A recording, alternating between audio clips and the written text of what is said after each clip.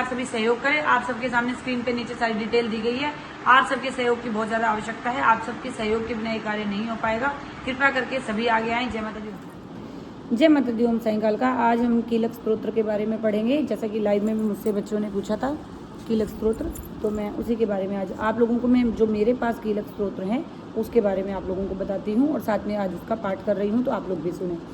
मार्कंडेय जी कहते हैं, जिस भगवान शिव का विशुद्ध ज्ञान ही शरीर है, तीनों वेद यानी ऋग, यजु और साम तीनों जिनके नेत्र हैं, जिन्होंने अपने मस्तक पर अर्धचंद्र का मुकुट धारण किया हुआ है, उस आशुतोष भगवान को मैं प्रणाम करता हूँ। यह कीलक भी दुर्गा सप्तशती मंत्रों का ही एक अंग है।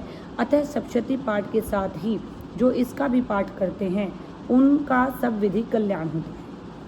यद्यपि उच्चाटन आदि क्रियाओं की सिद्धि के लिए मंत्र तंत्र आदि क्रियाओं में लोग निरंतर लगे रहते हैं, इन कार्यों से उनकी मनोकामनाओं की पूर्ति भी होती है, तथा जो व्यक्ति मंत्रों आदि का जाप न करके इस सप्तशती स्तोत्र अर्थात दुर्गा सप्तशती पाठ से ही देवी की स्तुति करते हैं, उन्हें इसके पाठ से ही कल्याणमयी देवी सिद्ध हो जाती हैं और उन्हें अपनी मनोकामना सिद्धि के मंत्र, औषधि और अन्य किसी की साधना की आवश्यकता नहीं पड़ती। उनकी अभीष्ट वस्तुएं उन्हें प्राप्त हो जाती हैं। लोगों के मन में यह शंका उठी कि जब केवल अकेले मंत्र तंत्र आदि के जप से मनोरथ सिद्धि हो जाती है और दुर्गा सप्तशती पाठ से भी उपरोक्त कार्य सिद्ध हो जाता है, तो इन दोनों में उत्तम कौन सा है। लोगों की इस शंका को सामने रखकर जिज्ञासुओं को भगवान शिव ने समझाया कि सप्तशती स्तोत्र ही सर्वश्रेष्ठ एवं कल्याणकारी है। इसके पाठ से अखंड पुण्य की प्राप्ति होती है।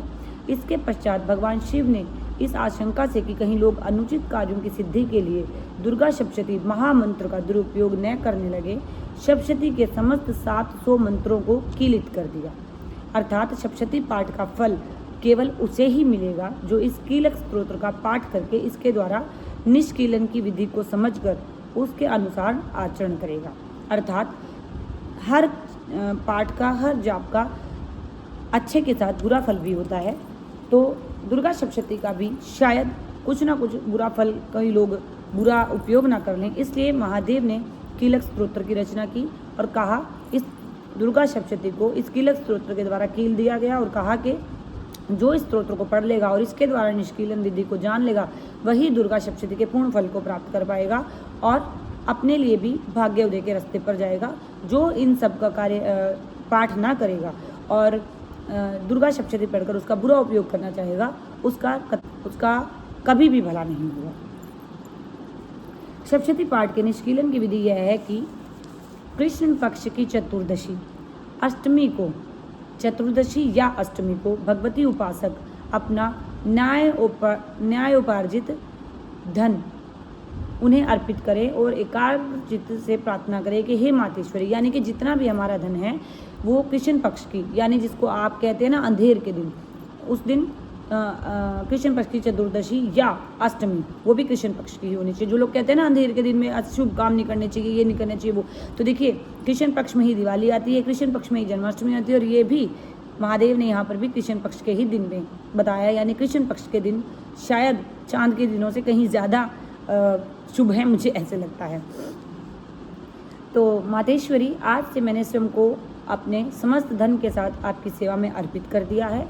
इस प्रकार मेरा कोई अधिकार नहीं है कि मैं इस धन को अपने ऊपर व्यय कर सकूं, मेरा कोई अधिकार नहीं है।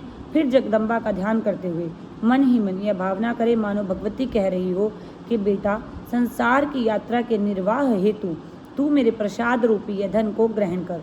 इस प्रकार देवी की आज्ञा शिरोधार्य करते हुए उस धन का शास्त्र सम्मत मार्ग से सद्व्यय करते रहें। इससे सप्तशती का निष्कीलन होता है। जो व्यक्ति उपरोक्त रीति से निष्कीलन करके प्रतिदिन इस सप्तशती का स्तोत्र का स्पष्ट उच्चारण पूर्वक पाठ करता है, वह सिद्ध होकर देवी का पार्षद बन जाता है और गंधर्व योनि को प्राप्त करता है। सर्वत्र विचरते रहने पर भी उसे कहीं कोई भय नहीं होता, उसकी अकाल मृत्यु नहीं होती, देह त्यागने के उपरांत उसे मोक्ष प्राप्त होता है।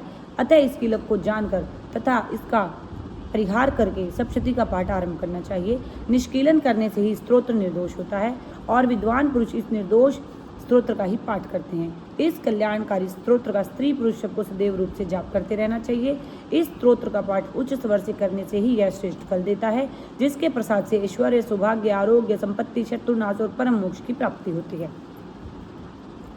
तो इस प्रकार है हमारी दुर्गा सप्तशती का कीलक स्तोत्र। मैं भी जब कोई भी शुभ कार्य करती हूँ तो सबसे पहले कीलक स्तोत्र करती हूँ। इवन मैं सबसे पहले जब दरबार भी लगाती हूँ तो कीलक स्तोत्र करके ही दरबार लगाती हूँ। इसी वजह से महामाई ने इतनी चढ़ाइयाँ चढ़ा रखी हैं और कृपा कर रखी है। लेकिन इस कीलक स्तोत्र को इसके अलावा और कुछ और नियमों के साथ किया जाए तो वो बहुत ही ज़्यादा फलदायी होगा, जो यहाँ पर अभी मैं बता नहीं सकती। कारण ये कि लोग उसका गलत फायदा उठाते हैं। तो चलिए, जय माता दी, ओम साईं काल का हर हर महादेव। आज आप लोगों के साथ दुर्गा सप्तशती के कीलक स्तोत्र का पाठ किया। महामाई से यही अरदास लगाती हूँ, यही महामाई से आप लोगों के लिए प्रार्थना करूँगी कि महामाई जो हमारी वीडियोस को देखते हैं, जो साईं काल का मंदिर में ध्यान लगाते हैं, जो महामाई के दिल्ली वाली काल का, नेहरू प्लेस और साईं बाबा का नाम लेते हैं, उनके घर में खूब बरकत हो, भंडारे भरे रहें और उनका नाम खूब माँ भगवती आगे ले गए। जय माता दी, ओम साईं काल का।